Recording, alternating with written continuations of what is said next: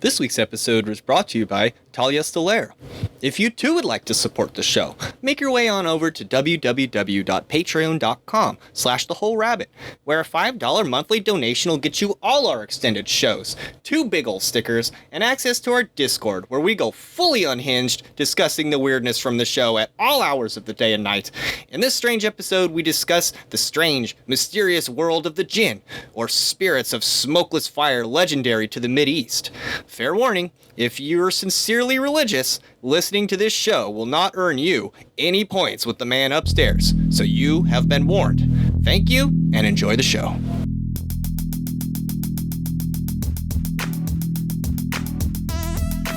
Put the bones under the floor, so so the escape room becomes haunted, and then it's even more like, oh my god, I gotta get the fuck out of here, there's a ghost now.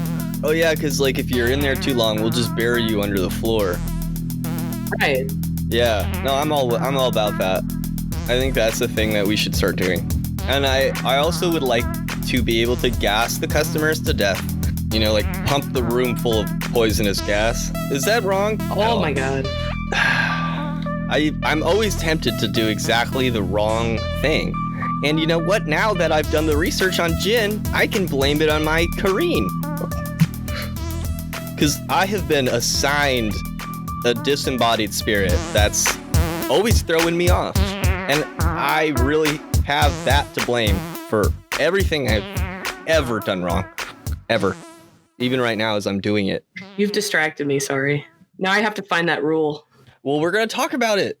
Hello, everybody, and welcome to The Whole Rabbit, where we don't just rub the magic lamp a tiny bit and wait expectantly for the ghost of Robin Williams to do our bidding. No, we smash it open and go looking for Will Smith to give us trinkets and drummers and other magic implements that'll help us take over Agrabah. Because today we're talking about the Jinn. I am your host, Luke Madrid. I'm joined by the illustrious Marisama. Greetings. And today, as we have stated, we are shouting into the microphone about demons, specifically the ones from the Mideast, because apparently it's not just like folklore, like people that go over there see these things. That's what's so fascinating about them. Oh, you mean Jinn? Yeah, or Jinn. Ghosts? Well, here's the thing. The Jinn are ghosts, and the ghosts are Jinn, I think. But not all Jinn are ghosts. It's a blanket term used for pretty much any supernatural spirit being or ethereal being. You know, something interesting when I was reading about it is that in Islamic context, Jinn is used, like you said, as a collective designation for any supernatural creature. So some depictions of Jinn appear to be lifted comfortably from the Greek and Egyptian mythology. It's like a menagerie of half human, half animal, shape-shifting spirit beings. And yes. In the Qur'an, they're said to be made of smokeless fire. Like ectoplasm. In some instances, it's explained to be like the tip of the flame, the purest part of the flame. That's like just the waving part. And in other parts, Satanists really want them to be made of black flames because that would just be really cool. That'd be so fucking cool and goth. You can think of it either way, depending on how cool and goth you want to be about it. So I'm guessing the Muslims really are the first to actually adopt other ghost lore from different cultures. If they pretty much apply it to any other cultures' ghost stories, if they speak of an apparition of, you know, ethereal being, a spirit or whatnot, they're like, it's a Jinn. It's a Jinn. Yeah, it's a Jinn. It's just a Jinn.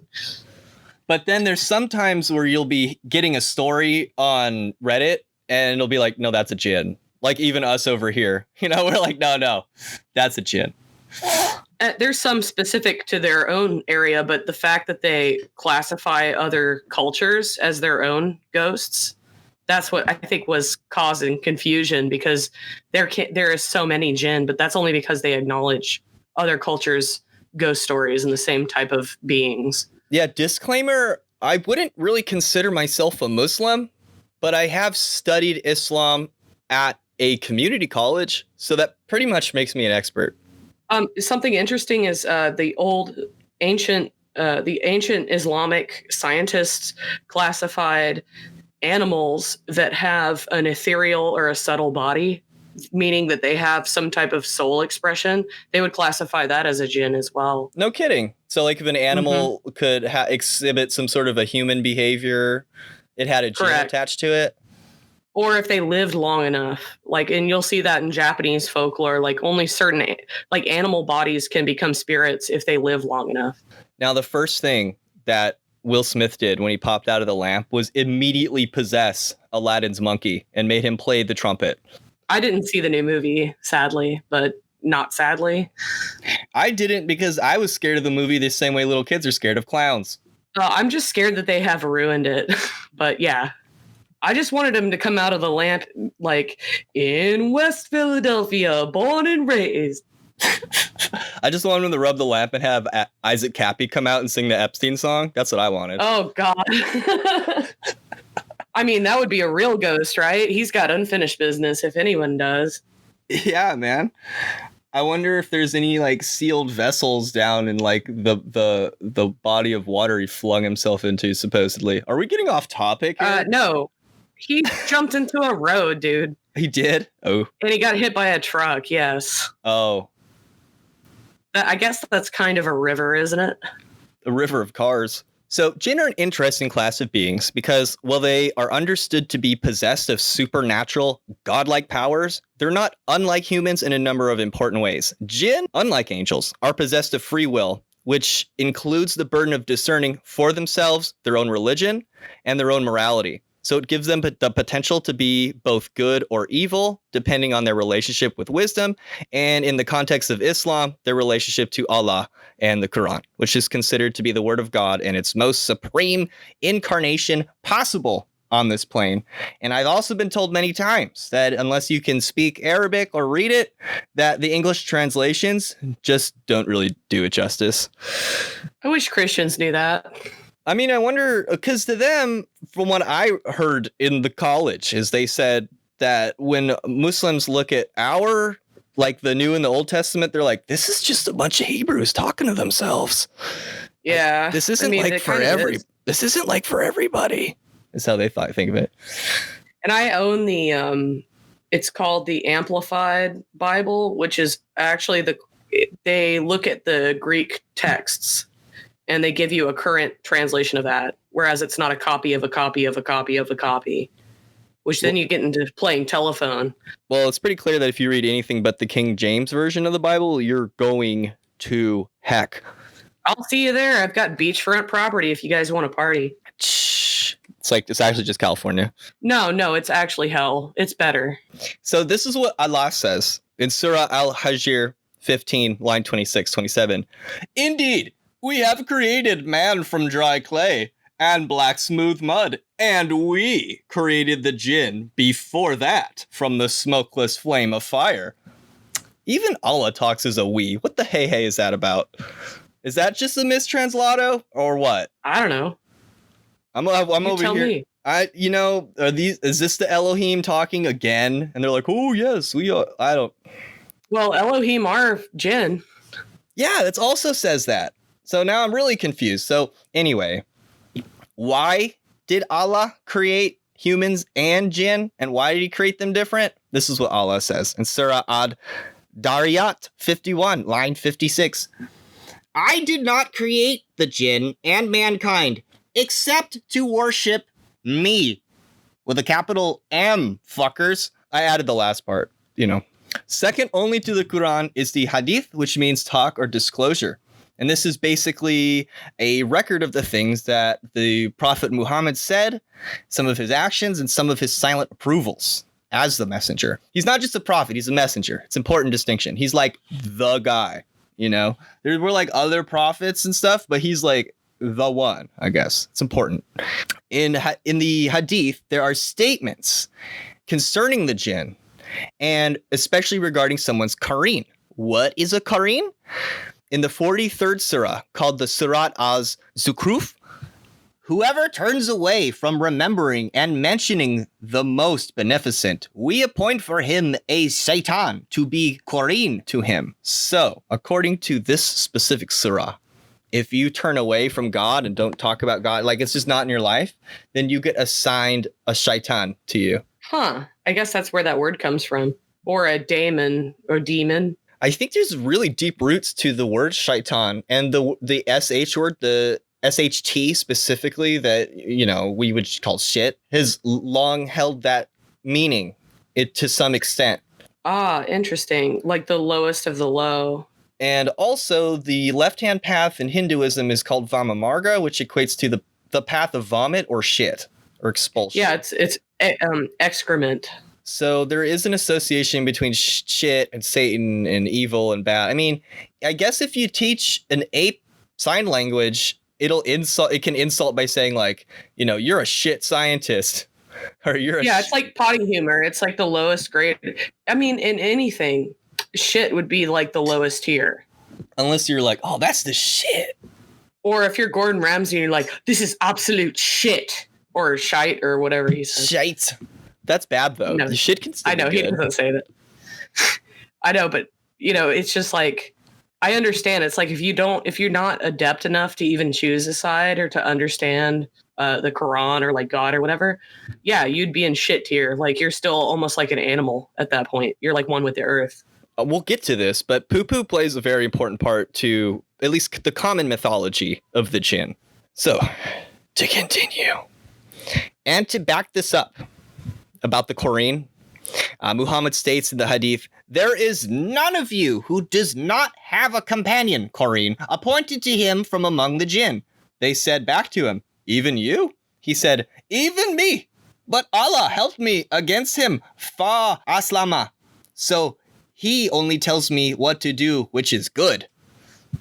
So, and it's not really clear whether a Quareen can be changed all the way to good, or if that's something that only Muhammad could do. But there is some suggestion that if you are good your whole life and you're a good Muslim, then you will have a Quareen that eventually submits to the will of Islam and also becomes a Muslim. That's interesting too, because honestly, I think if you have a corporeal or a mortal form, like a body, and you're living here and the spirit is inside of you, there's no way to be 100% that way. Like there's no way to have a 100% good spirit. If you are that, then you no longer have a corporeal form. You become, in essence, I guess you would call it, like Plato talked about ideas and how they're ideals. So it's an idol. It's something that it's unchanging and it's perfect. Are you talking about becoming a living dog? Yeah, kind of. But that's what I'm saying is a man in Islam, or a woman too, for that matter, maybe. If you live a good and chaste life, it's like if you're alive as a human, you can't get 100% good spirit part of it. You have to shed your body. There's some things in here, though, if you...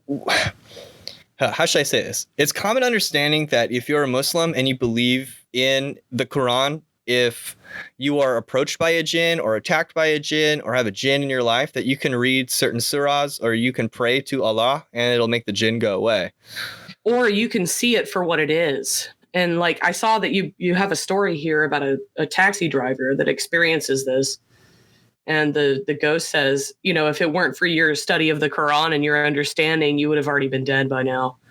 Yeah, he has to say that in order to get this monster out of the taxi.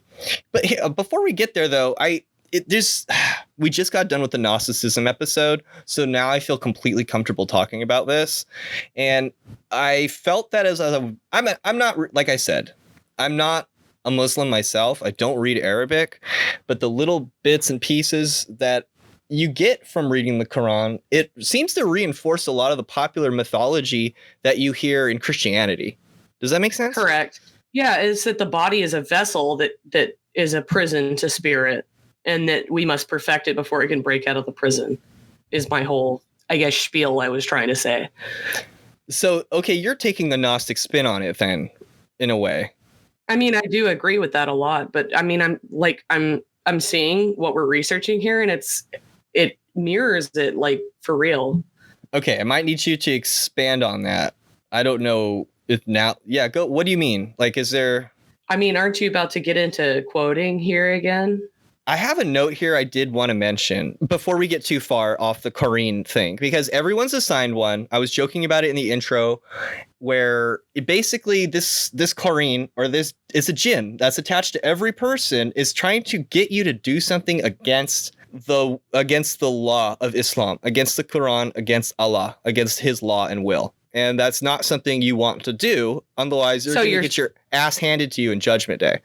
It would be shadow self, then, would be the Western term for that, I would guess. Well, it's interesting because Wikipedia even says the Quareen appears in pre-Islamic literature as well, and it's reminiscent of the Greek daemons and the Christian guardian angel. Well, it's also likened to a companion, as if it's like a spirit companion that's attached to your body. Yeah. And it only leaves when you die. Like it can't leave your body. So like it's not necessarily possessing you, though. That's something I want to stress. Come on, man.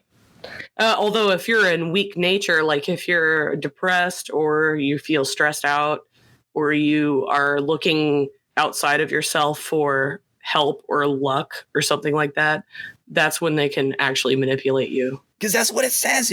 Yes, exactly. So if you go see a fortune teller, if you go and get tarot cards, that means you are turning towards the jinn, you are giving into your shaitan, and you are moving away from Allah, and you need to repent. Otherwise, you've definitely got some bad stuff coming to you, because the jinn are there to follow the chief jinn and to throw all the true followers of Islam off their path, basically. He's allowed to do that until Judgment Day. Well, I think it's a role too. Like everybody talks about Satan as evil and stuff, but I think that these are spiritual beings that were created in order to test people, mortal beings. They're supposed to be here and they're supposed to throw us off our track.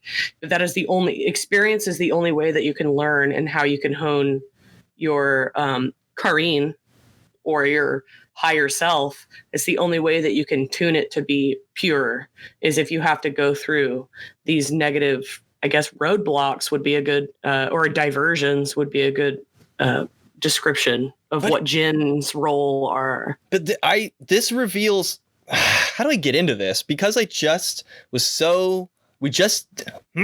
do I even talk?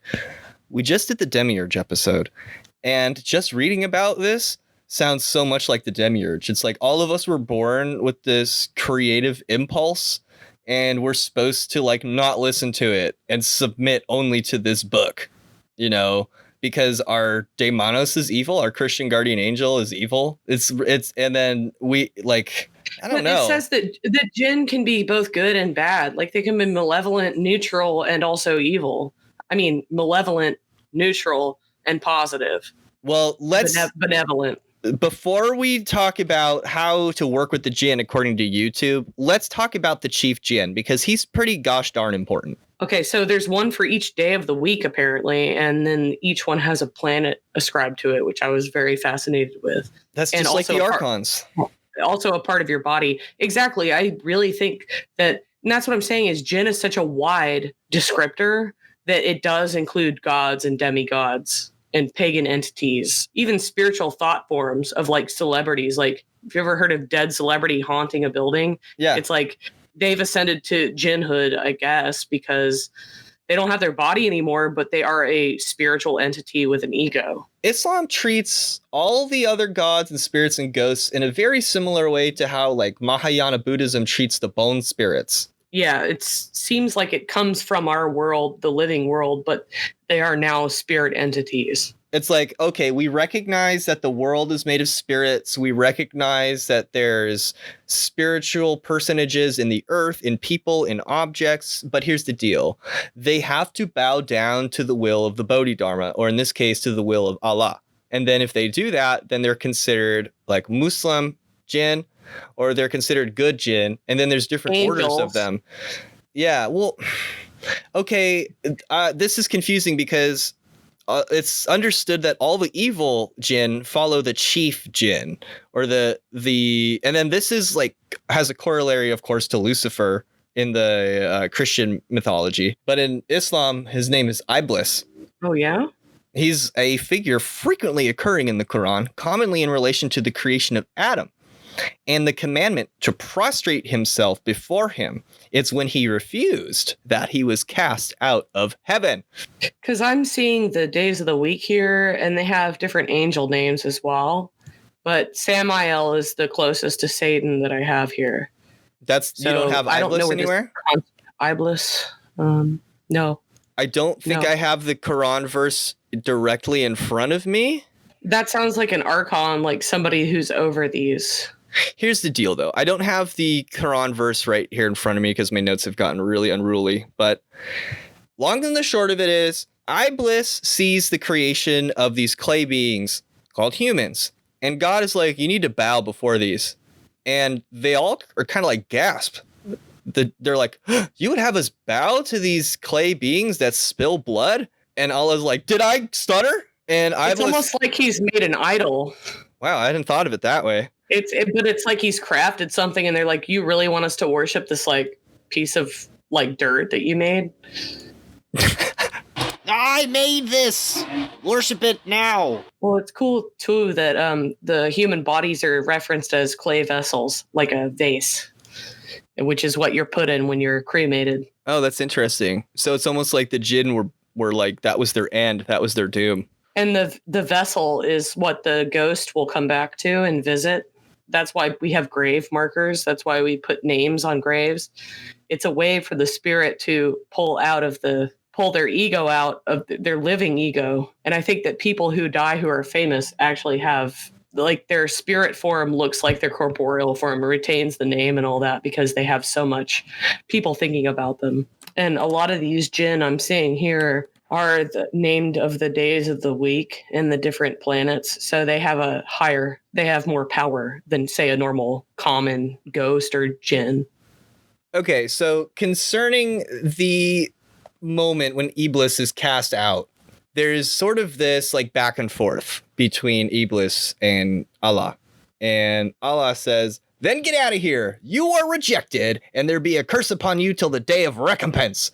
Iblis said, my Lord, grant me respite till the day when they will be resurrected. Allah said, for sure you are granted respite until the day of a known time. Iblis said, my Lord, in the manner you led me to error, I will make things on earth seem attractive to them and lead all of them to error, except those of your servants whom you have singled out for yourself.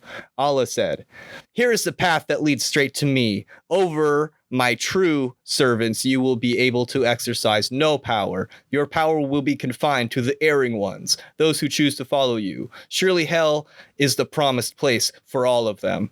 And then, sounds fun. Yeah, so basically, Iblis has the ability to mess with humans that aren't on the straight and narrow path. And the first thing he does after he gets cast out of heaven is he goes into the garden and he begins to tempt Eve. And he offers them the apple of immortality, which F's it up for everyone. The devil went down to Georgia. He was looking for a soul to steal. Every story about the devil is that. I mean, that's what that is. It's a test for mortal humans. The term you don't pass the test, you're shit, right? SHT, you're shit tier. Shaitan, dude. Shit tier. The term Iblis may have been derived from the Arabic verbal root meaning to remain in grief, or balasa, he despaired. Furthermore, the name is related to talbis, meaning confusion. Another possibility is that it is derived from the ancient Greek diabolos via a Syriac intermediary, which is also the source of the English word devil. And Diablo is Satan in Spanish.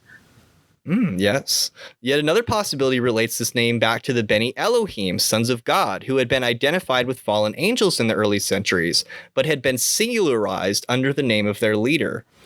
Is interesting then how sometimes Allah is translated as saying we. However, there is no general agreement on the root of the term. The name itself could not be found before the Quran in Arabic literature, but can be found in the Kitab al-Magal, a Christian apocryphic work written in Arabic. So the Christians were talking about Iblis first. Very interesting too, because if you think about the word demon, which it relates to daemon, which is Greek, and the Islamic term for the jinn that's attached to you that's supposed to lure you away from Allah or God. Mm-hmm. The demon, that's the demon's role. And there's in ghost lore, apparently not all ghosts are deceased humans. They're not human souls. Like some of them are just soul being, like spirit beings that have lived on that plane for eons, and their role is to deter you from going towards the light, quote unquote. Which, like, when people die and they have out of body experiences, a lot of times going towards the light means passing on, like getting out of the material realm. Yes. And then some jinn are actually ghosts of people who died and are staying on this plane. Well, you know what? That's kind of what I looked into most of all. That's interesting because that goes with what the Bardo Thodal says, where there's two lights you can move towards in the afterlife experience. You can move towards the clear white light of Buddha nature and of Buddha mind and realize the oneness of all beings and realize your own Buddha nature. Or you could move towards like a pale light. And if you move towards the pale light, you actually can become like a god. But the problem is it's said that the gods can die as quickly as a foul smell upon the wind. Correct. People will forget about you. You know, I feel like the ethereal entities are fed by the attention from mortals. They're basically dependent on it because they didn't go towards the light. They didn't leave this plane. They had something worth staying for. And I think a lot of jinn wanted to stay here for that reason. I think it just sounds a lot like the Demiurge doesn't want people to learn about all the different parts of their soul because that would make them possibly on the level with it. Oh, right. But, you know, again, in order to become powerful, you have to face adversity. So they play a role in the overall, I think. There's a reason for them to be there. Well, in the ancient Greek days, if you wrote some gnarly ballad, it would be like, well, my daemon wrote it, or the daemons wrote it, because the daemons were like this intermediary plane between the heavens and the earth where humans lived. They weren't quite all the way up to the stars, and they weren't like all the way to the ground. They were in between. It's the same thing with the jinn, but instead the jinn, like, you're just not supposed to go to them for anything. Like, you're supposed to just like leave them alone. They could be teachers though, but you have to look at it in the correct light. Like you can't call out to them or the spirit world begging for some material wealth or luck or anything like that. If you do that, they understand that you're weak, you're in a weakened state, and that they can take advantage of you or even possess you and get you to do their will instead of the other way around. So that's why it's really important for people that are getting into spirituality and occultism. You have to build yourself up before you actually attempt to even try this, because you can be tricked. And a lot of these a lot of these spirits actually spirits are people too. They are a different type of people, but they're on a different plane. Like, we're not able to perceive. They have more power over our perceptions than we have over our own. You know what I mean? Like, they can trick you and they can change form. There's a lot. That's why a lot of ghosts seem similar. Ghost stories seem similar, but the form changes. Because they're just wearing dead grandma's like astral skin suit. Correct. They have complete control over the material plane, so it's easy to trick terrestrial beings, things of the earth with the clay vessel that they're in. That it's easy to trick that. We're almost like animals in a way that, like, if you show them a picture, they think it's real. But we're at the point where we can question that.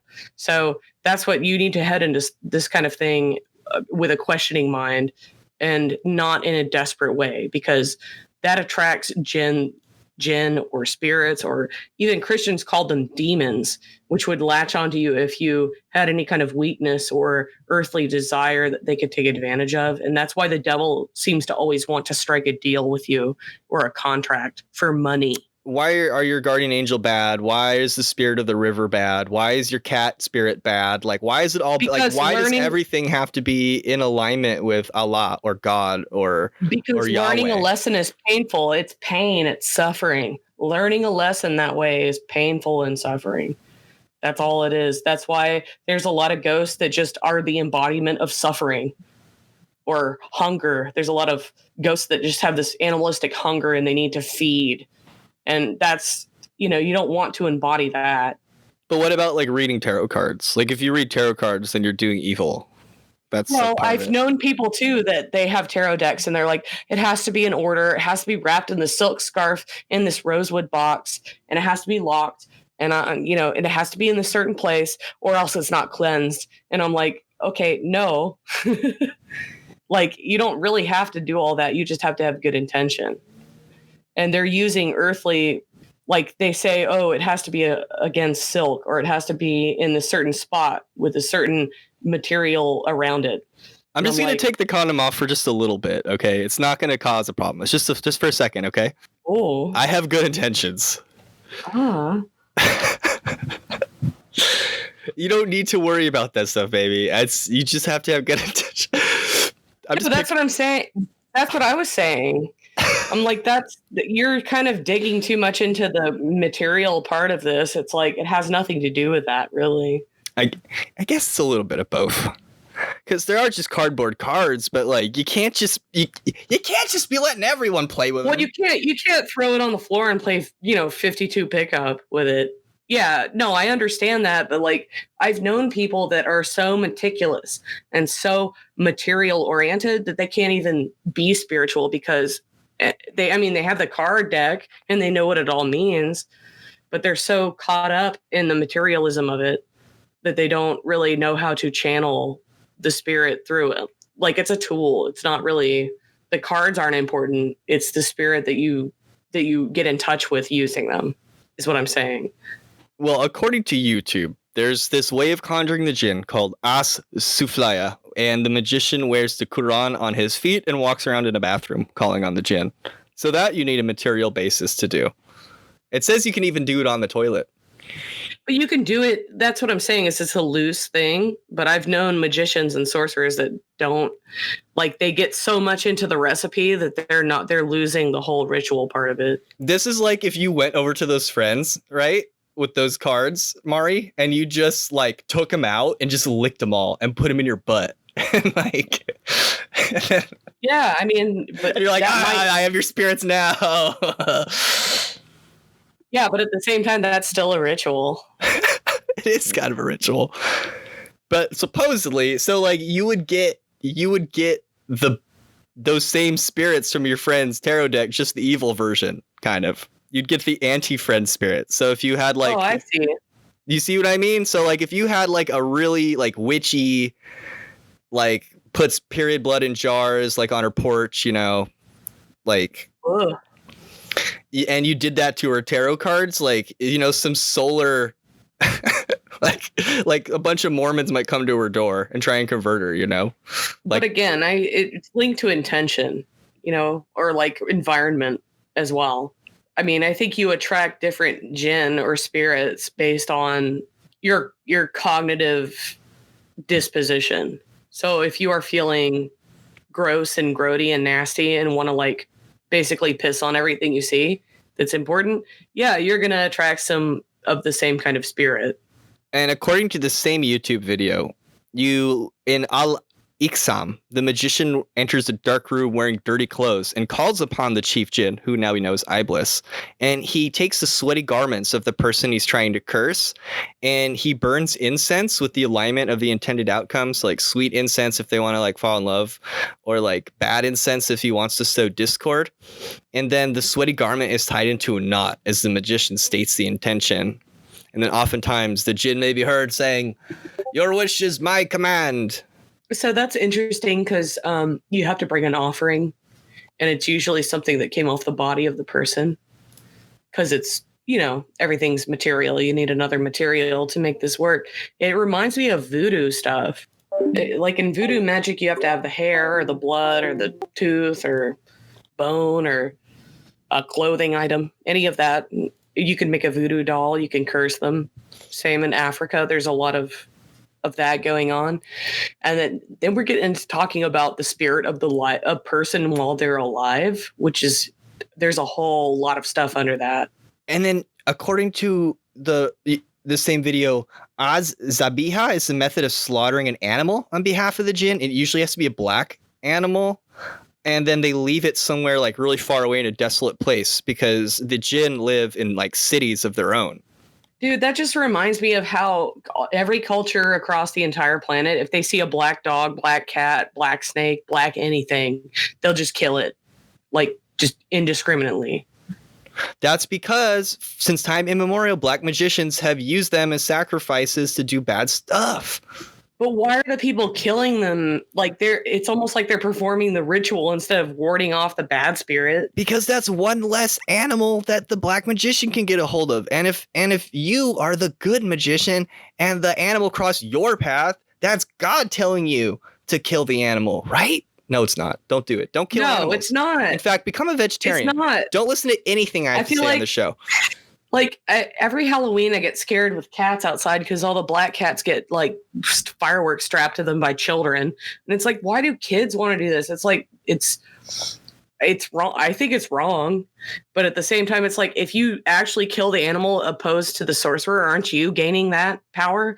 Like you're the one. I feel like it's the mob mentality going after the animal. I mean, so, okay, if the magician can't get it, they can't get power, but where does the power go? It's like if you killed the animal, it goes to you. It's like, it's so weird how regular people with just instincts will commit, and it's a ritual. They'll just commit a ritual out of instinct. It's like it's an on the spot ritual. Yeah, and it's done by, I mean, when you're in a mob mentality, you're operating from your lower brain, which is your like cerebellum, like it's your automatic, your autonomous system, your fight or flight mode is working. So you are the completely Jinn. Under your subconscious. You've become one with the spiritual entity of humanity as a whole. So you're performing, like when people perform, I don't know if you've seen like synchronized swimming or dancing or any of that, or like when people are performing music together in an orchestra, that's a form of that. When you can hook up with the human psyche on a species level rather than an ego individual. That's why mob mentality is scary, because the mob is coming and it does that sacrifice instead of so you're still spreading evil. It's like, leave the animal alone and treat it like an individual. That's what you're supposed to do. So you're not supposed to harm it. So you're saying the little kid that like hurts the black cat on like Halloween is the demon? The demon has possessed the group to do it. And it's usually a group of kids that will do that. It's not one person. If one person does it, they're already just predispositioned to do that, to harm others. So they'll do it anyway. There are a few stories in here where you use children in order to channel the jinn. So if like you're missing a gold watch, and you contact somebody who has the ability to work with jinn, this is also against Islam to do this, but people still do it anyway. You'll have someone who's a master of the jinn, and he'll come and he'll make the jinn appear, and they'll possess a child, and the child will like draw what happened, and it'll be like, yeah. So there's this understanding that the jinn can possess children or the weak or the pure-minded. They're weaker because they're pure and they don't have any filters yet. Whereas the magician conjures the demon to do his bidding with a sacrifice as a tool. And he understands that why the animal is dying and why he's killing it. Whereas like groups of children with fireworks, they just want to torture black cats on Halloween because they're evil, because it's like a tribal instinct to kill animals that might take your food or hurt your crops or hurt your animals. It's like they do it out of fear. You know what I'm saying? Like they've become possessed of fear from the jinn, and then they carry out the sacrifice, or they're afraid that the jinn are the anger, magician fear, aggression. They are those things. They are right. But if the group, and that's what I'm saying, it's usually a group of people because they're weaker. So they need more people, whereas the magician knows to do it on his own. So if they're trying to kill the black cat so the magician can't get it, that's an act of fear or aggression to try and belittle someone's power so that you become more powerful. So you see what I'm saying? It's like the group that does it anyway is also possessed of that same supplicating to the same thing in a way. And the animal will die no matter what, because the jinn wants to eat. That sucks to be a black sheep then, doesn't it? Yeah, it does, because and that's what I'm saying. If they require it to be black for their sacrifice, for their purposes, that explains why black animals and like even snakes to an extent are killed often when they're found instead of helped or return to their natural habitat, which I found a snake in my house. I found a copperhead, and like most people would just kill it if they found it in the house. Me and my roommate like put it in a box and took it to a nice stream and released it. And it was like so pissed at us, but we didn't want to kill it. And it's this idea that certain spirits live in certain areas and the jinn live in like cities in big natural areas where there's no humans. So like deserts or forests or maybe an oasis even. It's understood that they might have like little civilizations and that they too themselves are divided in nature, much like human beings can be. Quran 72:11 says, "And among us are the righteous, and among us others not so. We are divided of ways." This is the jinn speaking. It's cool too, because there's actually a kind of jinn that are known as fairy. Like that's the word for fairy in Arabic. And it's just like really interesting. I saw Ifrit. Fairies also have a hierarchy and a certain type of fallen nature as do humans. And I saw ghouls. I saw them. I saw marids. But the more research I did, the less certain I was of which ones were which. It just sounds like the Ifrit ones are fire. Ghouls have a vessel.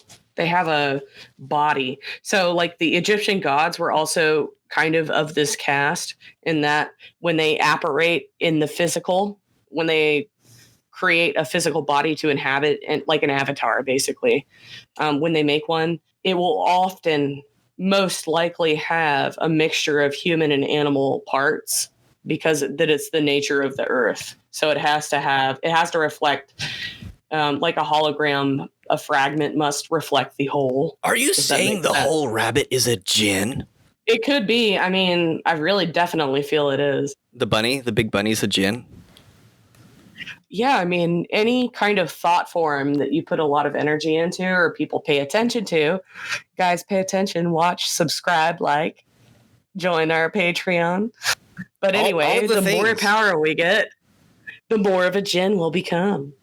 If you are a Muslim and you've gotten this far, please go say some surahs and turn this off because you are really, really, really in hot water now. Because we're about to tell some stories of the jinn for our audience and for our entertainment purposes, which is from what I hear on Reddit, a lot of these stories are from deleted accounts and needed to dun, dun, dun. Yep, and they needed to beg permission to tell the stories. Oftentimes they would not be able to. And then also interestingly, some of these stories, they'll be typing them and you'll be reading them and then somebody will pop in and be like, dude, are you from the same region I'm from? It's really cool. So the one you kind of mentioned before is this friend has an uncle and he's driving home from work one night and this lady shows up on the side of the road. She's crying, wailing to be dropped off back at home. Like a banshee. Yeah, and he's like, oh no, like she has to get home. Her husband's going to be mad. So like, I guess I'll help. And so she like gets in the car and she's like, you need to drive to this place that's 2 hours away. And this whole time she cries the whole time. Sobbing. Eventually, though, he looks in the mirror and she's got these really long fingernails. And I don't know how he could see her feet, but they were on backwards. Well, you know what's cool, too, is Baba Yaga in Russian folklore has long fingernails as a witch that eats people. But she has chicken feet. Ooh. Yeah, and Baba Yaga turns into a crow. She'd be a jinn. So he starts getting really scared. And he reads the Ayat al-Kursi and whispers it like over and over and over until he begins to hear the woman like smiling and giggling. And he protected himself. Yeah, after a minute, she said to stop the car and just let her out. And as she's getting out of the car, she's like what you said, like if you hadn't known the Ayat al-Kursi in the Quran, you'd be dead by now, dude. I would have eaten you. She was laughing because she was delighted. She's like, oh, this one knows. How funny. All right, I'm done. Let's go. I'm going to go somewhere else. See ya. So I actually have the Ayat al-Kursi here. It's called the throne verse. It's the 255th verse of the second surah of the Quran, Al-Baqarah. The verse speaks about how nothing and nobody is regarded to be comparable to Allah. And it's one of the most well-known verses of the Quran. It's widely memorized, and it's displayed throughout the Islamic world. It's used to ward off evil spirits. In the name of Allah, the Beneficent, the Merciful, Allah, there is no God but He, the living, the self-subsisting, eternal. No slumber can seize Him, nor sleep. His are all things, in the heaven and on earth. Who is there can intercede in His presence except as He permitteth? He knoweth what appeareth to His creatures as, before, after, and behind them. Nor shall they encompass aught of His knowledge except as He willeth. His throne doth extend over the heavens and on earth, and He feeleth no fatigue in guarding and preserving them. For He is the Most High, the Supreme in glory. So you say that, and the jinn will just be like, I'm out. Fuck this shit, I'm out. Fuck this shit, I'm out. Come on, man. I got hairy legs. Come on, man. Kids like to touch it and they rub it in the water and it raise up again. In the name of Allah, the Beneficent and Merciful. Come on, man. So they rented this spot, and apparently they were living with a jinn, and the jinn had like very specific things it wanted them to do. Like if the family made a sweet dish, they would have to leave the bowl in an empty room, and then after a few minutes the bowl would be empty. They weren't allowed to play the oud, which is I guess like a guitar. And then the jinn also said that they couldn't leave. It sounds like my sister. she hates when her husband plays the guitar, and I'm like, that's sad. That's probably why he plays it. But she cooks a lot of food. I don't know, like there's also Asian ghosts that are called hungry ghosts. And you're supposed to sacrifice. You just put a shit ton of food out for them, and they just eat that. Otherwise, they'll fuck with you. I've definitely heard those stories on Reddit too. But this one didn't want the family to leave. It said, I told you, you'll either go back to your country or you'll live with me until that happens. So I guess this family was from out of country, and the jinn had convinced them to stay because if somebody else had moved in, the jinn wouldn't be able to convince them to live harmoniously together. Meaning they probably... Yeah. It's like they pick their victims. Like there's a reason you're being haunted, dude. Well, I'm trying to find I put these stories in a certain order, and then I deleted some that didn't sound interesting, but I think one of the ones I might have deleted was where there was somebody staying in a family's home that was Muslim, but they also had like this is funny because they didn't consider it a jinn, but like a guardian spirit over the house in a way. I guess that's totally a jinn. And this would ward off the jinn or keep the family from attracting the jinn. So whenever this guy would sleep without pants on, the spirit of the house would like pluck his leg hairs. Like put them back on. And yes, we don't want any succubus in here, goddammit. That's exactly what it was doing. It was trying to prevent the jinn from being attracted to him from not wearing any pants. And, oh boy, I guess that explains why Mormons have special underwear. But it's a lot like the other one where it like giggled as it started reading the Quran, where it's like, I was just making sure you're playing by the rules. Just checking. Come on, man. I have an auntie. Let's call her Auntie Fazga. And this is a Reddit story. She had been married for a long time and had always wanted a baby, but had been unable to conceive. She'll pray 5 times a day, which is what you're supposed to do, right? On one sunny day, she was at her grandmother's house in the prayer room. She's a pious lady and no one thought to check on her. 2 hours later, we heard screams as if there was an animal in there. We all ran to check on Auntie Fazwa. Oh no, it's Joe Biden! On the floor, there she is. Covered in shit. She had been shitting and was smeared all the poop on the walls and on the Quran in the prayer room. Poop! Exclamation point. Come on, man. This woman had never shown any signs of mental illness before that day. My grandmother asked her what she was doing. She turned around and said in Punjabi, which is in a voice that was not hers, I have eaten Fazwa. I have eaten her children, and I'm going to eat all of you. My grandma locked the room from the outside and snatched up the kids and told us to run to my uncle's work and tell him Auntie Fazwa was very ill and had smeared poo-poo all over the prayer room, and to call a malim or a Malana. She had been possessed for 5 days. The whole town was there, and they had brought in a priest from the Catholic Church. On the 5th day, the Malims sent for a big sheik from Yemen. It took him 3 more days to get there from Kenya. I don't know why he was in Yemen and Kenya. Yeah, they needed. All hands on deck, on Bible, on Qur'an, on fucking everything. You need all the Demiurge's friends on board to stop the poo-poo demon. This is what must happen. So, oh god, I'm reading this straight from Reddit, so that's why it sounds kind of funny. Meanwhile, Auntie Fazia had to be tied with ropes to keep her from defiling everything in sight. Us kids were not allowed to see her, but we'd often look through the windows. I was about 12. The sheik from Yemen was called Sheik Rocket. Okay. He asked for a white chicken, a white goat, an egg, and a block of wet concrete. He prayed, exorcised her, killed the chicken and the goat, and somehow coaxed the demon or the jinn or whatever into the egg. He put the egg in wet concrete into a giant block and asked the uncle to throw it into Lake Victoria. Once the jinn was in the egg, she immediately fell into a stupor and woke up the next day feeling perfectly normal. Fascinating. She had a kid and is now even a grandmother. And then the person says right after that, everyone says it was a jinn sent by a specific person to harm our family. I think she just ran amok. DSRM5, but what do I know? And I was like, I don't know shit. I was like, running amok is in the DSRM5, and I was like, no, it is. So was female hysteria at some point. Well, they invented dildos for that. I don't think you're wrong. It's bullshit. It's bullshit, dude. It's all gin, I'm telling you. The gin made me finger my patient because she asked, oh my God, she's crazy with a wooden dildo. This is fascinating though, because in Hebrew mysticism, and also I think the Sumerians had a way to do this, but there was a certain type of, you'd have a banisher priest, and they knew ways to banish. You could put spirits in vessels. So if you could trap them in a vessel, like a lot of times they were made of clay because they were like pots and stuff with lids, like an urn.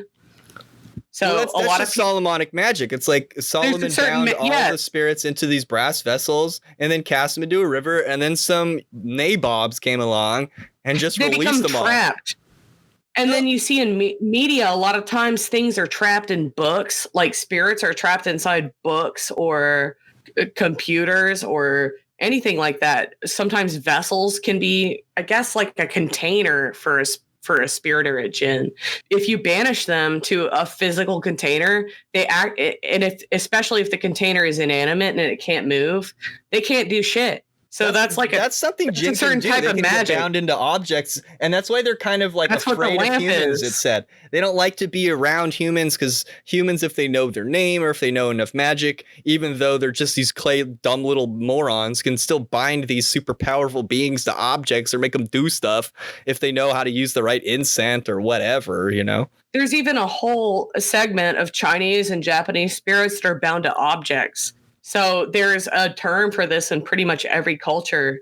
And if you can bind a spirit to an object that can't move or can't do anything of its free will, then that's banishing, basically. I banish you to be a podcaster. You will be stuck to your microphone. Can we talk about running amok? Right? Can we talk about running amok for a minute? I think there might be time left on the free show, or there might not be. I think we're going to tell more stories because we want to tell more stories, but we got to talk about running amok because running amok is actually a thing. It's the syndrome amok is found in the Diagnostic and Statistical Manual of Mental Disorders 4. The phrase, no way. It didn't say 5. It said 4 TR. I don't know if 5 is the most recent. And it could be an outdated article as well. The phrase is often used in a less serious manner when describing something that's mildly out of control, but there actually is a running amok. So you want to talk about that for a minute? It's pretty gnarly. Yeah, we can. Because I just didn't. It was in the older DSM. Because it did, but I don't know if it's still in the new DSM. DSRM. Yeah, like female hysteria is in like the first or second one. So this is one of those things where it appears to have like a regional. It seems to be like a regional syndrome. You know what I mean? Like it's something that happens in a certain area, but not something that happens in another area. And we're still kind of studying it. Like it might be a cultural thing or it. I'm sorry. I think that they're like a higher octave of power of a jinn. So you can have an individual or an ego based one. And then you get into the point where you get into archetypes where they appear across every culture in the entire world. They're worldly. They're not based on region. So the term amok originates from the Malaysian Indonesian culture Meng Amuk, which often roughly means to make a furious or desperate charge. According to Malaysian and Indonesian culture, amok was rooted in a deep spiritual belief.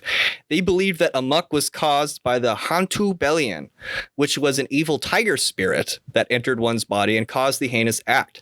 As a result of the belief, those in Indonesian culture tolerated amok and dealt with the after effects with no ill will towards the assailant.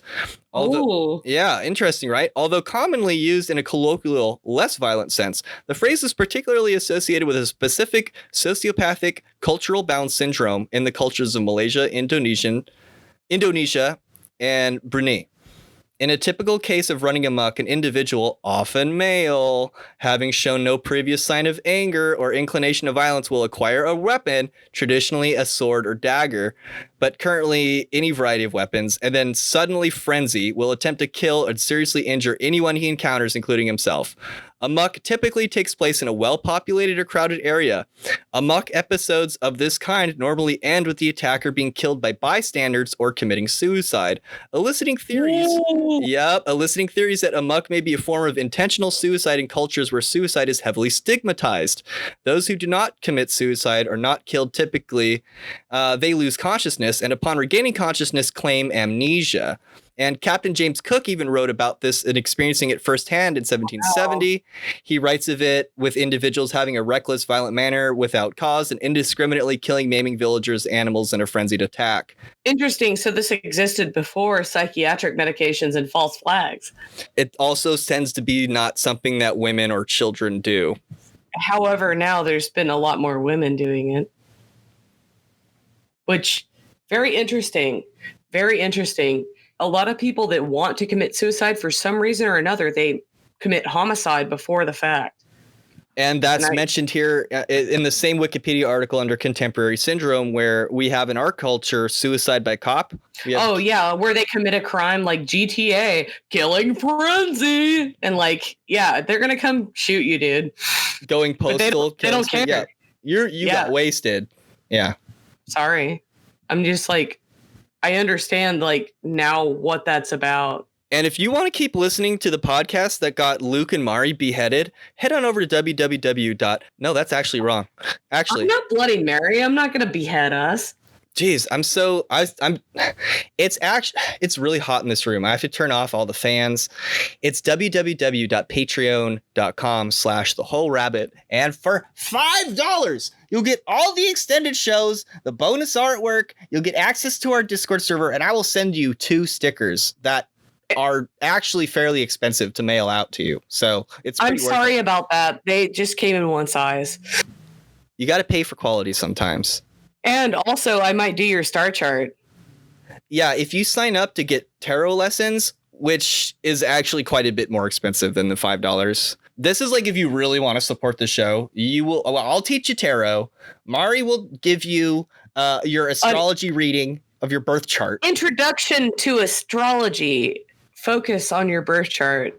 And now that you've listened to this episode, you know for a fact you're going to heck by doing this. So just fair warning. Again, I'm already invested there. It's free real estate.